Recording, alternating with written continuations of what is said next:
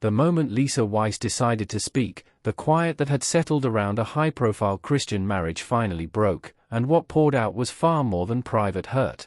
If you want to follow every update as this story keeps unfolding, hit subscribe and turn on the bell so you get the facts first. What Lisa revealed pulls back a curtain on long-hidden pain, sudden endings, and a remarriage that landed like a thunderclap across a faith community that had long trusted its voices.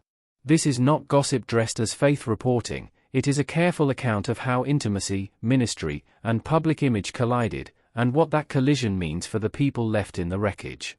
For years, Doug and Lisa Weiss were the image of a model Christian marriage, a counselor husband who taught about healthy relationships and a supportive wife who stood beside him.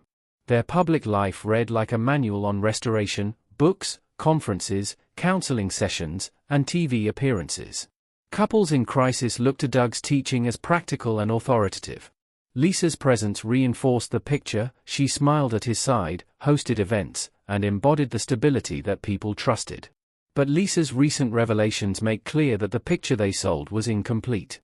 Over time, quiet distance replaced conversation, and what started as small shifts in attention hardened into an emotional absence. Lisa described a slow, accumulating grief, dinner tables where she sat alone, shared routines that became rituals without connection, a husband more present in the headlines than in the home. It wasn't the headline-making drama people imagine when marriages fail. There were no explosive betrayals, no dramatic betrayals to broadcast. The harm arrived quietly, in neglect and in the daily erosion of companionship. People often minimize what loneliness does to a marriage, especially when one partner carries a public ministry. The rhetoric of sacrifice and calling can become a smokescreen that obscures a partner's real needs. Lisa tried to interpret Doug's absence as temporary, a season of ministry pressure that would pass. She kept faith that the man who preached closeness and communication would return from the treadmill of tours, interviews, and book deadlines. She raised the children, managed the home, and shouldered emotional labor while Doug's voice traveled. Those closest to the couple noticed a pattern. Doug's priorities tilted unmistakably toward his platform, while the domestic life he once championed eroded. Conversations about feelings dissolved into reassurances that ministry demanded focus. Lisa's attempts to bring matters into the open were met with explanations, exhaustion, busyness, the burdens of leadership. Over time, the explanations added up to the same painful reality: he was not present in the ways that sustained a marriage. Living that split between public performance and private pain forced Lisa into a painful choice: continue to prop up the image or risk disrupting a ministry built, in public perception, on their mutual witness. She chose the role assigned to her by expectation and faith: stand strong, preserve the image, and sacrifice for the greater good. But private sacrifice does not erase the need for presence. The man at the center of marriage seminars and counseling sessions was not showing up in the quiet places where marriages are made and kept. That contradiction seeded confusion, made Lisa question herself, and eventually, when silence turned to failure, reshaped her identity from a partner to a witness to her own marginalization. Her story underlines a hidden hazard in ministries that revolve around personality. When a spouse becomes a public symbol, the private work of relationship can be neglected until it can no longer be papered over. Then came the phone call that complicated everything further: Joanie Lamb phoning Lisa.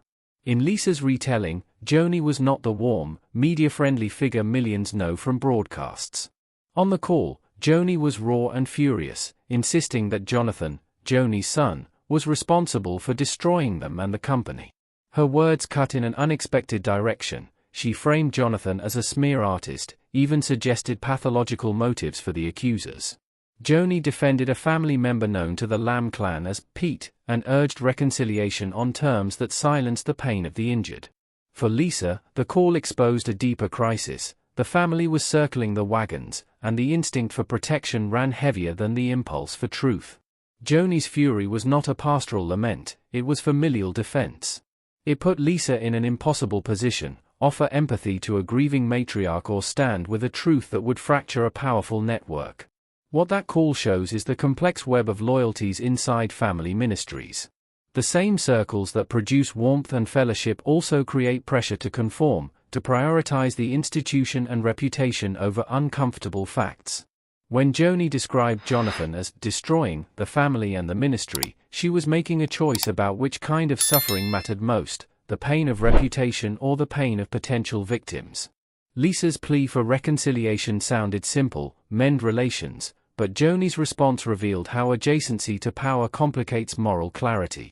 Within family-led empires, when the head of household speaks, the ripple effect is deep. It shapes boardroom decisions, staff responses, and the air the congregation breathes. From Lisa's angle, Joanie's reaction underscored a chilling reality: protecting the family image had become as urgent as protecting the ministry's brand. Even without the phone call, the marriage's end would have been painful. But the next sequence accelerated the shock: divorce followed by a rapid remarriage.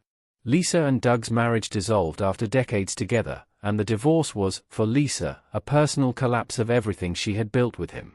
She had shouldered responsibility, buffered him from critique, and kept the home steady amid public demands. The divorce was a dramatic rupture. What compounded the blow was the speed with which Doug remarried, not to a private friend, but to Joanie Lamb, widow of Marcus Lamb and a leading figure in the Daystar network.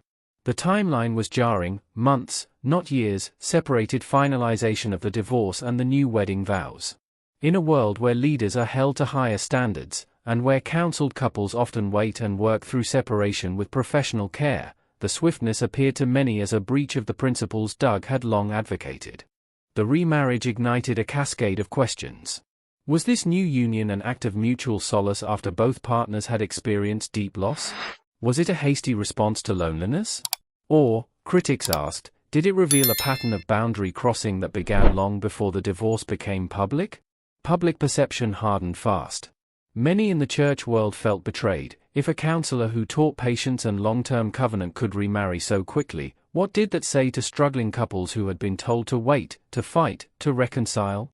The optics were poor, and optics carry theological weight in communities that look to leaders as exemplars. The new marriage became not only a private matter of heart and companionship, it became a test case for the integrity of ministry models that entwine personal charisma and institutional power. When Lisa finally told her story openly, the narrative shifted. Her voice reframed the drama from scandal to testimony. She was not testifying to bitterness or revenge. She spoke about emotional abandonment, years of being unseen, and the slow violence of being made invisible inside a marriage. Speaking publicly cost her privacy, but it also reclaimed agency. The reaction was polarizing. Some dismissed her as embittered or opportunistic, others heard in her words the quiet truth of many who live under the weight of ministry expectations. For many women and spouses who had felt sidelined, Lisa's testimony resonated. It was an invitation to reassess how ministries treat relational care and to challenge the culture that privileges platform over pastoral presence. Doug's supporters argued that personal life does not invalidate ministry, that leaders are human and can make mistakes while still offering valuable counsel. That is an important nuance. No ministry survives without the frailties of fallible human beings. Yet fairness to leaders cannot substitute for accountability. When a counselor's private choices contradict the values he teaches, the gap must be named and addressed. Integrity in public life depends not on the absence of failure but on transparent, accountable responses to failure. Which leads to the larger point: this story isn't only about two people. It is a mirror for the church's leadership culture. Across Christian communities, the episode has prompted hard questions about celebrity ministry and the systems that sustain it. When influence accrues around a personality, power dynamics shift.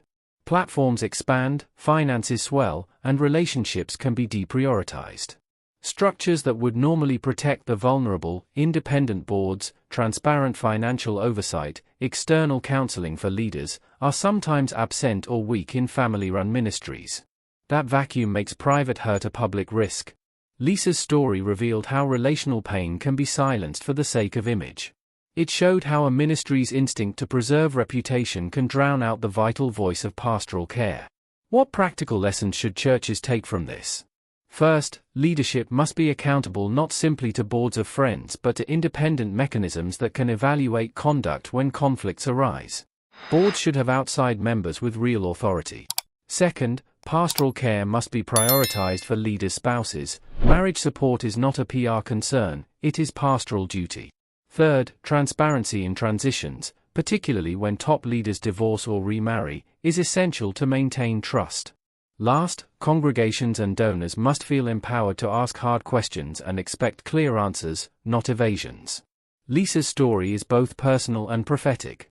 It forces a conversation about how we define moral leadership in an age of megachurch ministries and media platforms. It asks whether charisma should be the chief credential for influence, or whether character and accountability should come first.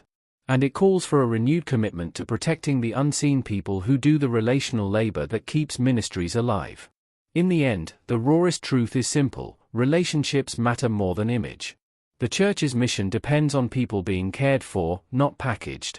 If we are serious about reflecting Christ's love, we must stop elevating image over integrity and start building systems that honor the vulnerable, hold leaders to transparent standards, and make pastoral care the highest priority, even when it costs us reputation. Lisa's courage in telling her story became an unexpected gift, a wake-up call to measure faith by what we do at home, not just what we say from the stage. If you want to stay informed as this story develops and to get careful analysis on how ministries can change for the better, subscribe and hit the bell. The work of reform begins with listening, to survivors, to spouses, and to the quiet truths most easily ignored.